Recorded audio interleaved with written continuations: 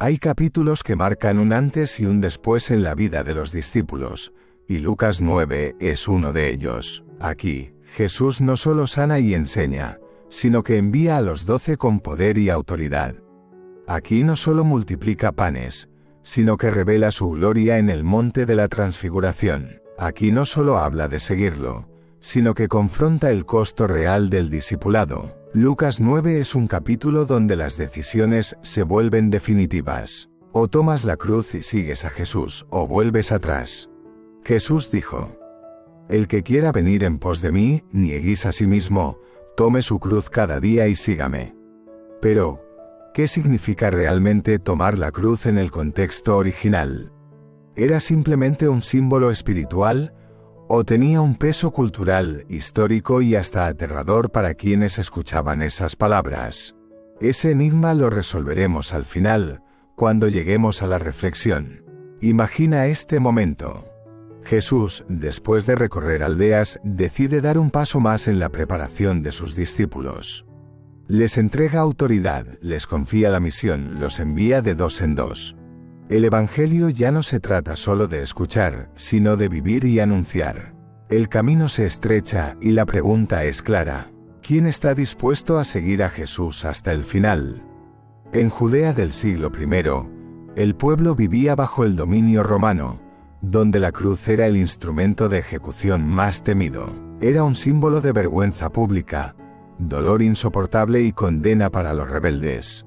Hablar de tomar la cruz no era una metáfora ligera, era un recordatorio de la muerte más humillante que un ser humano podía sufrir. Además, la expectativa mesiánica estaba en auge. Muchos esperaban un Mesías político que expulsara a Roma. Pero Jesús muestra que su reino no se establecería con espadas, sino con entrega y obediencia. Lucas 9 nos lleva a la transición, del Jesús sanador y maestro al Jesús que marcha decidido hacia Jerusalén y hacia la cruz. Ahora oremos para que Dios nos fortalezca a través de esta lectura. Padre amado, le agradecemos por enviar al Señor Jesús para darnos vida espiritual. Le pedimos que abra nuestro entendimiento y nuestro corazón en este capítulo. Queremos escuchar su voz, ver su gloria y entender lo que significa seguirle en verdad. Haz que estas palabras no solo sean lectura, sino vida en nuestro interior. Denos la valentía de cargar nuestra cruz y caminar detrás del Maestro Jesús. Así sea. Quédate hasta el final de este vídeo, porque en este capítulo descubrirás cómo Jesús envió a sus discípulos con poder y autoridad, cómo multiplicó 5 panes y 2 peces para alimentar a miles, cómo se transfiguró delante de Pedro, Juan y Jacobo, mostrando su gloria eterna, cómo enseñó que seguirlo tiene un costo, pero también una recompensa eterna. Y sobre todo, descubrirás el profundo significado de tomar la cruz cada día, y cómo esa enseñanza puede transformar tu fe hoy mismo. Ahora, escuchemos juntos la lectura de Lucas capítulo 9. Lectura del Evangelio de Lucas capítulo 9. Habiendo reunido a sus 12 discípulos, les dio poder y autoridad sobre todos los demonios, y para sanar enfermedades. Y los envió a predicar el reino de Dios y a sanar a los enfermos. Y les dijo: No toméis nada para el camino, ni bordón, ni alforja, ni pan, ni dinero, ni llevéis 2 túnicas. Y en cualquier casa donde entréis, quedad allí, y de allí salid. Y donde quiera que no os recibieren, salid de aquella ciudad y sacudid el polvo de vuestros pies en testimonio contra ellos. Y saliendo, pasaban por todas las aldeas, anunciando el Evangelio y sanando por todas partes. Oyó Herodes el tetrarca todas las cosas que hacía Jesús y estaba perplejo, porque decían algunos: Juan ha resucitado de los muertos. Otros: Elías ha aparecido, y otros: algún profeta de los antiguos ha resucitado. Y dijo Herodes: a Juan yo le hice decapitar. ¿Quién pues es este de quien oigo tales cosas? Y procuraba verle. Vueltos los apóstoles, le contaron todo lo que habían hecho. Y tomándolos, se retiró aparte a un lugar desierto de la ciudad llamada Betsaida. Y cuando la gente lo supo, le siguió, y él les recibió y les hablaba del reino de Dios, y sanaba a los que necesitaban ser curados. Pero el día comenzaba a declinar, y acercándose los 12 le dijeron: «Despide a la multitud para que vayan a las aldeas y campos de alrededor y se alojen y encuentren qué comer, porque aquí estamos en lugar desierto». Y les dijo: «Dadles vosotros de comer». Y dijeron ellos: «No tenemos más que 5 panes y 2 peces, a no ser que vayamos nosotros a comprar alimentos para toda esta multitud». Y eran como 5000 hombres. Entonces dijo a sus discípulos: «Hacedlos sentar en grupos de 50 en 50». Así lo hicieron, haciéndolos sentar a todos. Y tomando los 5 panes y los 2 peces, levantando los ojos al cielo, los bendijo y los partió, y dio a sus discípulos para que los pusiesen delante de la gente. Y comieron todos y se saciaron, y recogieron lo que les sobró, 12 cestas de pedazos. Aconteció que mientras Jesús oraba aparte estaban con él los discípulos, y les preguntó, diciendo: «¿Quién dice la gente que soy yo?». Ellos respondieron: unos Juan el Bautista, otros Elías, y otros que algún profeta de los antiguos ha resucitado. Él les dijo: «¿Y vosotros quién decís que soy?». Entonces respondiendo Pedro dijo: «El Cristo de Dios».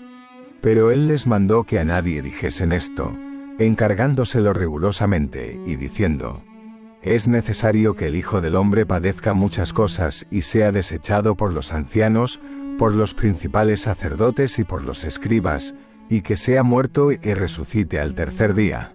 Y decía a todos: «Si alguno quiere venir en pos de mí, niegues a sí mismo, tome su cruz cada día y sígame. Porque todo el que quiera salvar su vida la perderá, y todo el que pierda su vida por causa de mí, éste la salvará. Pues ¿qué aprovecha al hombre, si gana todo el mundo y se destruye o se pierde a sí mismo? Porque el que se avergonzare de mí y de mis palabras, de éste se avergonzará el Hijo del Hombre, cuando venga en su gloria, y en la del Padre y de los santos ángeles. Pero os digo en verdad, que hay algunos de los que están aquí, que no gustarán la muerte hasta que vean el reino de Dios». Aconteció como 8 días después de estas palabras, que tomó a Pedro, a Juan y a Jacobo, y subió al monte a orar. Y entre tanto que oraba, la apariencia de su rostro se hizo otra, y su vestido blanco y resplandeciente. Y he aquí 2 varones que hablaban con él, los cuales eran Moisés y Elías, quienes aparecieron rodeados de gloria, y hablaban de su partida, que iba Jesús a cumplir en Jerusalén. Y Pedro y los que estaban con él estaban rendidos de sueño, mas permaneciendo despiertos, vieron la gloria de Jesús y a los 2 varones que estaban con él. Y sucedió que apartándose ellos de él, Pedro dijo a Jesús: «Maestro, bueno es para nosotros que estemos aquí, y hagamos 3 enramadas, una para ti, una para Moisés y una para Elías», no sabiendo lo que decía. Mientras él decía esto, vino una nube que los cubrió, y tuvieron temor al entrar en la nube. Y vino una voz desde la nube que decía: «Este es mi Hijo amado, a él oíd». Y pasada aquella voz, Jesús fue hallado solo, y ellos callaron, y por aquellos días no dijeron nada a nadie de lo que habían visto. Aconteció al día siguiente, que cuando descendieron del monte, una gran multitud les salió al encuentro. Y he aquí un hombre de la multitud clamó, diciendo: «Maestro, te ruego que veas a mi hijo, pues es el único que tengo». Y sucede que un espíritu lo toma, y de repente da gritos, y lo sacude con violencia, y le hace echar espumarajos, y estropeándole, apenas se aparta de él. Y rogué a tus discípulos que le echasen fuera, y no pudieron. Respondiendo Jesús dijo: «Oh generación incrédula y perversa, ¿hasta cuándo he de estar con vosotros y os he de soportar? Trae acá a tu hijo». Y mientras se acercaba el muchacho, el demonio le derribó y le sacudió con violencia. Pero Jesús reprendió al espíritu inmundo y sanó al muchacho, y lo devolvió a su padre. Y todos se admiraban de la grandeza de Dios. Y maravillándose todos de todas las cosas que hacía, dijo a sus discípulos: «Haced que os penetren bien en los oídos estas palabras, porque acontecerá que el Hijo del Hombre será entregado en manos de hombres». Mas ellos no entendían estas palabras, pues les estaban veladas para que no las entendiesen, y temían preguntarle sobre esas palabras. Entonces entraron en discusión sobre quién de ellos sería el mayor. Y Jesús, percibiendo los pensamientos de sus corazones, tomó a un niño y lo puso junto a sí, y les dijo: Cualquiera que reciba a este niño en mi nombre, a mí me recibe, y cualquiera que me recibe a mí, recibe al que me envió, porque el que es más pequeño entre todos vosotros, con acento agudo ese es el más grande. Entonces respondiendo Juan dijo: Maestro, hemos visto a uno que echaba fuera demonios en tu nombre, y se lo prohibimos porque no sigue con nosotros. Jesús le dijo: No se lo prohibáis, porque el que no es contra nosotros, por nosotros es. Cuando se cumplió el tiempo en que él había de ser recibido arriba, afirmó su rostro para ir a Jerusalén. Y envió mensajeros delante de él, los cuales fueron y entraron en una aldea de samaritanos para hacerle preparativos. Mas no le recibieron, porque su aspecto era como de ir a Jerusalén. Viendo esto, sus discípulos Jacobo y Juan dijeron: Señor, ¿quieres que mandemos que descienda fuego del cielo como hizo Elías y los consuma? Entonces volviéndose él, los reprendió diciendo: Vosotros no sabéis de qué espíritu sois, porque el Hijo del Hombre no ha venido para perder las almas de los hombres, sino para salvarlas. Y se fueron a otra aldea. Yendo ellos, uno le dijo en el camino: Señor, te seguiré a donde quiera que vayas. Y le dijo Jesús: Las zorras tienen guaridas y las aves de los cielos nidos, mas el Hijo del Hombre no tiene dónde recostar la cabeza. Y dijo a otro: Sígueme. Él le dijo: Señor, déjame que primero vaya y entierre a mi padre. Jesús le dijo: Deja que los muertos entierren a sus muertos, y tú ve y anuncia el reino de Dios. Entonces también dijo otro: Te seguiré, Señor, pero déjame que me despida primero de los que están en mi casa. Y Jesús le dijo: Ninguno que poniendo su mano en el arado mira hacia atrás es apto para el reino de Dios.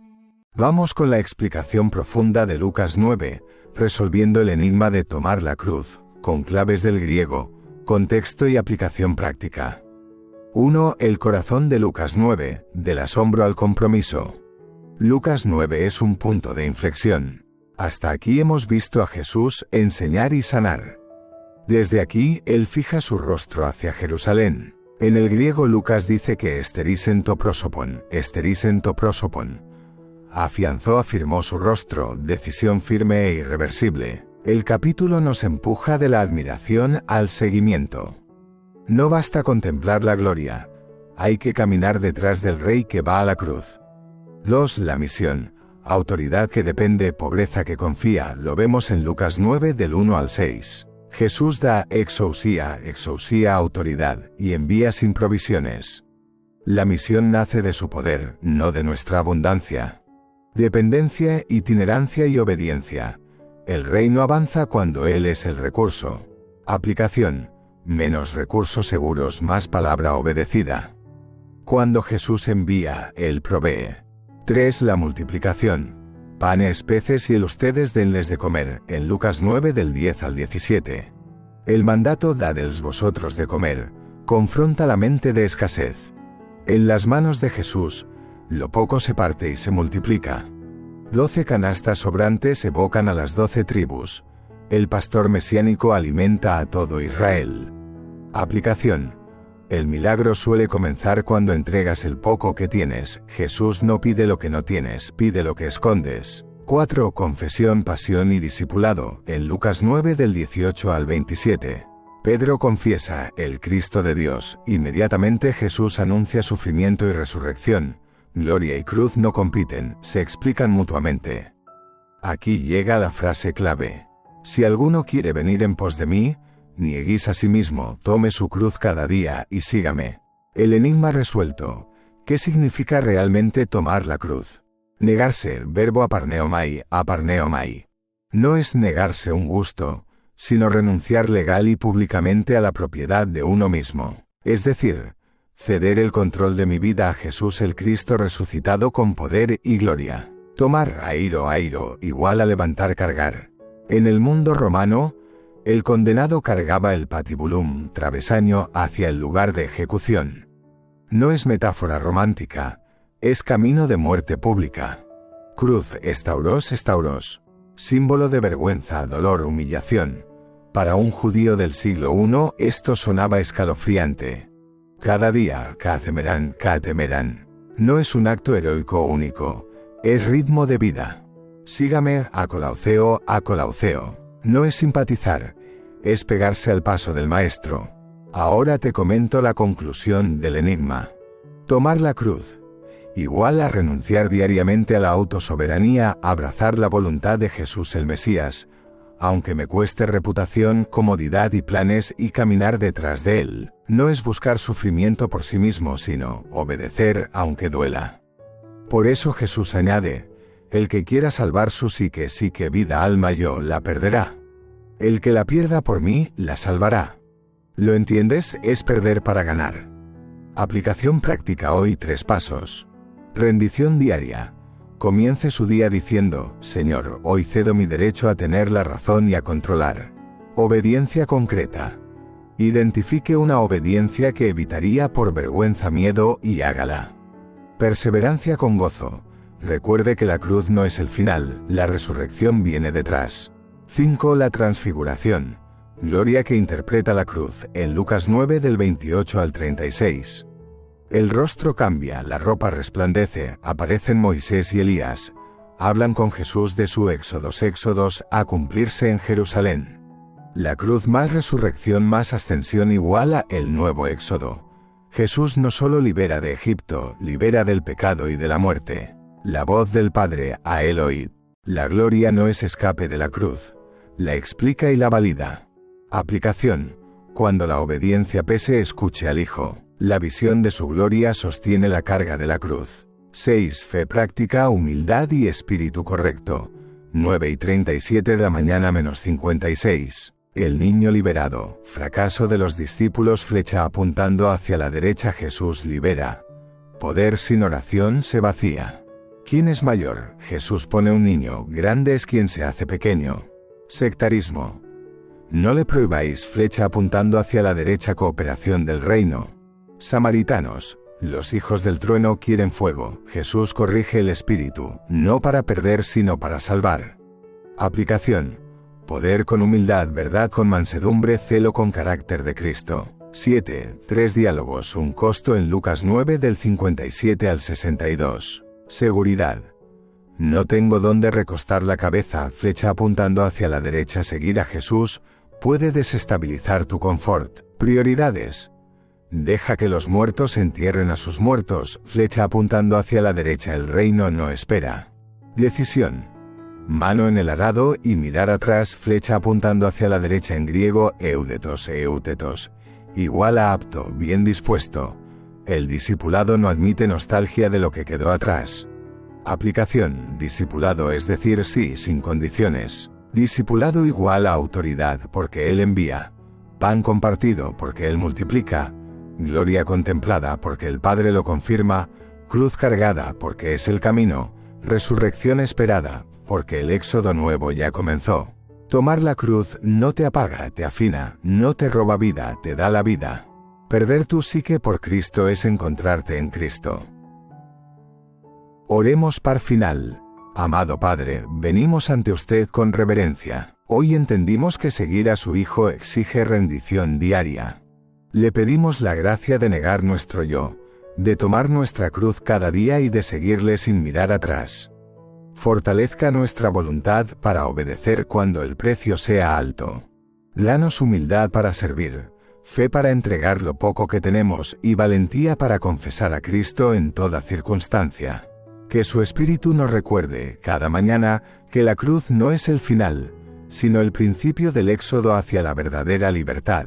En Cristo encontramos vida, en su voluntad hallamos gozo. Lo pedimos con gratitud y confianza. Así sea.